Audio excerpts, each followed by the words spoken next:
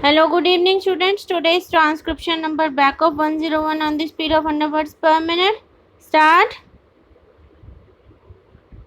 Otherwise, we will be faced with sort of difficulty as other trade unions are experiencing in their day-to-day work in the appellate tribunal or the industrial tribunal or in other courts.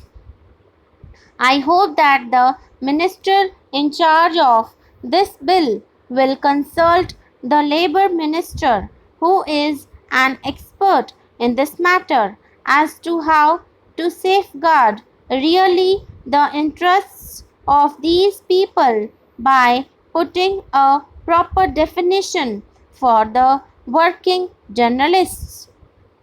Now, I have got another point.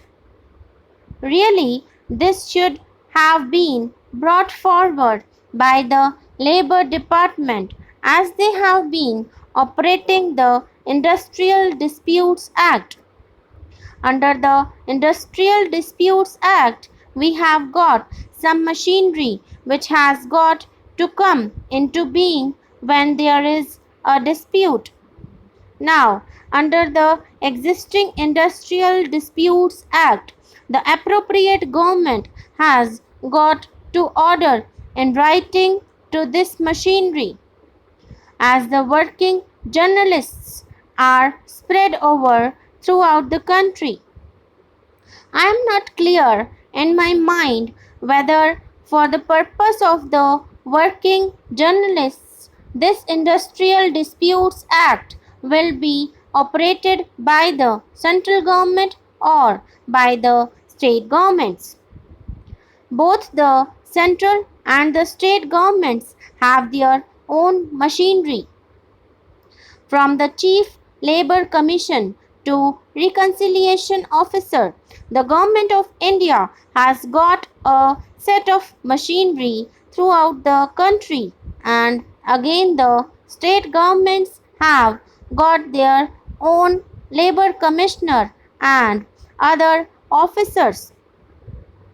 I want that also must be specifically provided in this bill as to whether they have got to go to the central government or to the state governments for the redress of their grievances.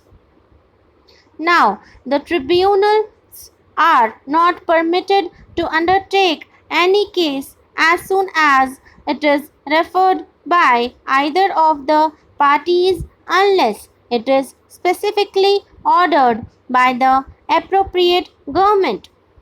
Now, my own opinion is this, that for the time being it should be operated by the Labour Ministry of the central government. Neither the Information and Broadcasting Ministry nor the state governments should operate this, because it is a new thing incorporated by the central government, and the government of India knows what for they are coming forward with this piece of legislation. I want that the Information Ministry should hand over this business to the Labour Ministry, which should operate this through its own machinery. Sir, anyone who knows anything of journalism in this country will welcome the protection that this bill gives to working journalists.